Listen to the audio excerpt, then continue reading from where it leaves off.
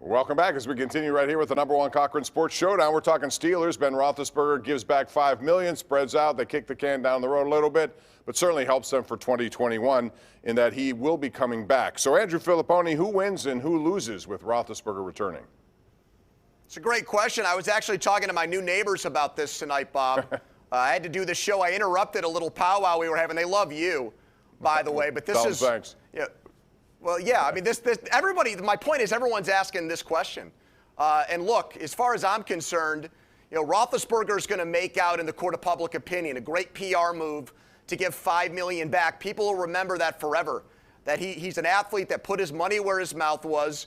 He said he didn't care about the money. He backed it up by taking a pay cut. However, I don't think it's going to end with a happy ending. I don't think that the Steelers and Roethlisberger will even have a season that matches last year. I don't think they'll get to a playoff game in 2021. And that's not all on Ben Roethlisberger, but it kind of is because I don't think he's an elite quarterback anymore.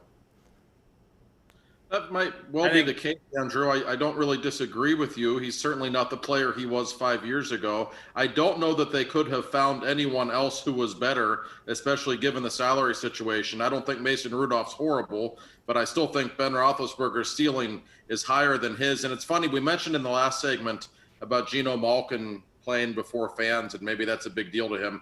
I wonder if Ben Roethlisberger simply didn't want to end his career in an empty stadium and not playing in front of fans. Ben has a lot of showman in him. And I have to think and I don't mean this as a knock on Ben, but there's an ego there that still enjoys playing in front of 70,000 fans. I have to think that was one of the reasons that he wanted to come back. $14 million don't hurt either. But the winner here is Ben's legacy. It still makes him look good.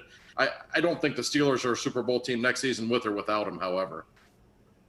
I think Roethlisberger wins this, not only, as Andrew mentioned, as he come across as taking a $5 million pay cut and helping the team and being a good teammate and wanting to make them better, but he gets an opportunity to avenge that game against the Browns. I mean, they gave him a chance. Most teams cut players at this opportunity, but they gave him the chance to take a pay cut and do another lap, which is just rare in this league.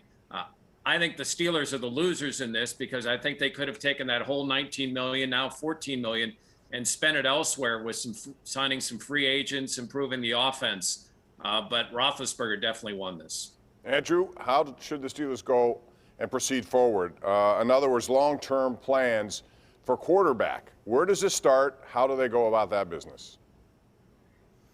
Well, they got to make sure that guys that are irreplaceable are a part of their long-term plans, right? So T.J. Watt would be number one on that list. And we can now cut his brother because we know that he's not going to take a pay cut or he can't even get J.J. Watt here by being on the roster. So let's free up a little bit more cap space and get Derek Watt out of town. So T.J. Watt extension right there on the top of the list. The other thing is the offensive line.